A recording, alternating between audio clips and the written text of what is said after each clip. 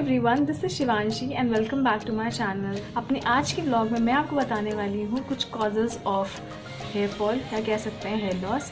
So without any further delay let's start the video.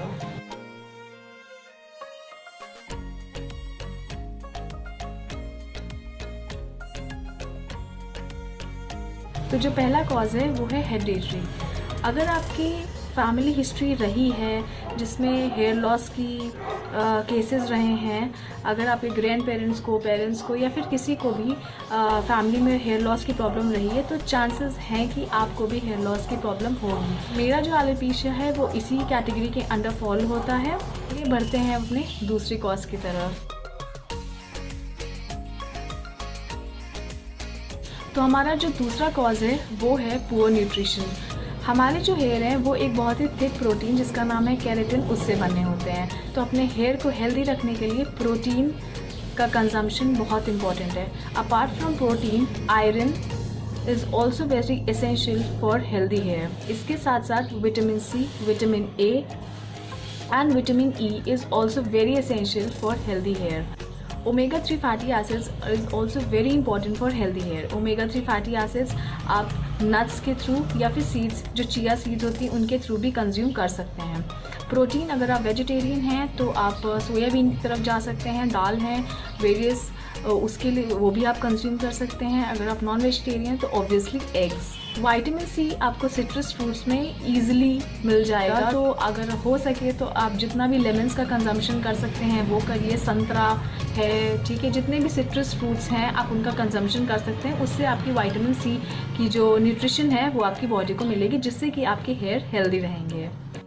Vitamin A और vitamin E भी बहुत ज़रूरी है, जो आपको एवोकाडो, कैरेट्स, इन सब सारे फ्रूट्स एंड वेजिटेबल्स से इजीली मिल सकता है। तो ध्यान रखिएगा कि अगर आपका हेयर फॉल हो रहा है या फिर आप एक्सपीरियंस कर रहे हैं हेयर लॉस, प्लीज़ अपनी डाइट पे भी आप कंसंट्रेट करें। देखिए कहीं ऐसा तो नहीं है कि आप एक पुअर डाइट प्लान फॉलो कर रहे हैं जिसकी वजह से आपको हेयर लॉस हो रहा हो।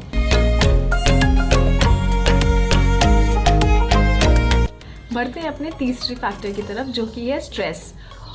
भैया आज के ज़माने में स्ट्रेस किसको नहीं होता है, but stress in little amount is okay, but stress in more than that is obviously dangerous for you, not just for your health but also for your hair.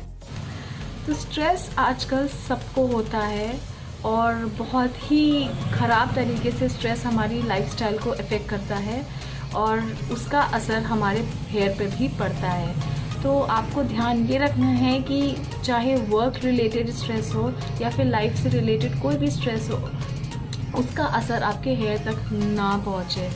This particular thing has affected the maximum population. जब हम stress ज़्यादा लेते हैं तो उससे affect होते हैं हमारे हार्मोन्स, एंड हार्मोन्स के अफेक्ट होने से होता है हेयर फॉल या कह सकते हैं आप हेयर लॉस।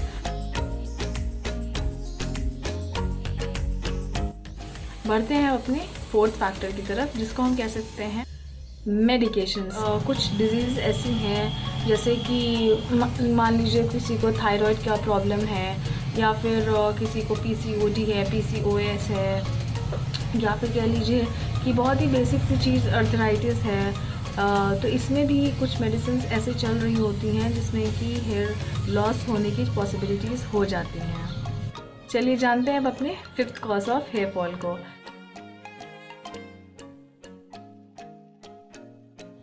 तो फिफ्थ जो कॉज है हमारा हेयर लॉस का वो है हेयर ट्रीटमेंट।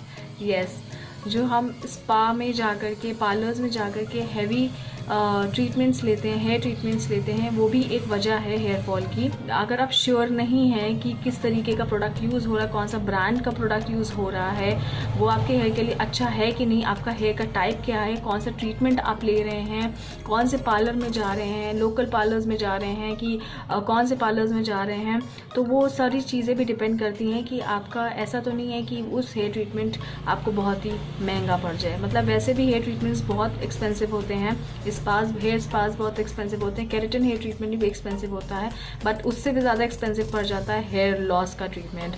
तो इस बात का आप ध्यान रखिएगा कि कहीं ऐसा तो नहीं है कि ये हेयर ट्रीटमेंट्स आपकी हेयर लॉस की जर्नी में आपका साथ दे रहे हैं। तो प्लीज़ इन सब चीज़ों का ध्यान रखिएगा। तो वीडियो कैसी लगी आपको कमेंट सेक्शन में ज़रूर बताइएगा। इस वीडियो को कीजिएगा लाइक, शेयर और मेरे चैनल को कीजिएगा सब्सक्राइब। मैं मिलती हूँ आपसे next time. Until next time, bye.